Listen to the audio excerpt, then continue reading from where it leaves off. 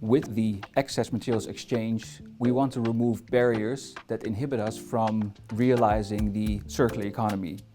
On our platform, we have noticed that there's some issues around trust and safety in using used and recycled materials that are offered on our platform. A lot of that is around perceived risk,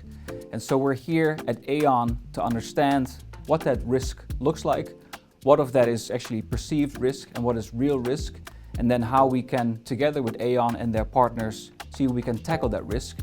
I think we view the circular economy as really important in the way that countries, businesses are going to have to hit their carbon reduction targets, their ESG commitments, the wider impact on the climate. So we see it as really important, and we want to be able to utilise what we can do, which is the transfer of risk, and how do we help circular economy companies, circular economy platforms accelerate their growth so it becomes a much more accepted business opportunity. So there are more buyers, more sellers on the circular economy platforms, and they do so with confidence of trading. Today's workshop with the excess materials exchange has been really exciting for us. We've spent a lot of time understanding the difference between some of the perceived risks within the model and the actual risks that present themselves. I think critical to the success of a platform business such as the EME is really getting to the heart of how we can build trust and safety to enable growth and build confidence in the products and services that are being provided, whether that's as a seller of a product on the platform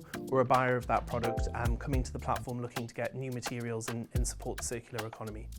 So one of the reasons why we really appreciate having this workshop together with Aon is not only their experience with other large platforms which have dealt with the same issues that we have dealt with as a platform, but also their particular focus on helping marketplaces and platforms scale through better understanding risk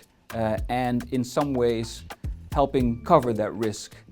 in enabling them in their growth journey.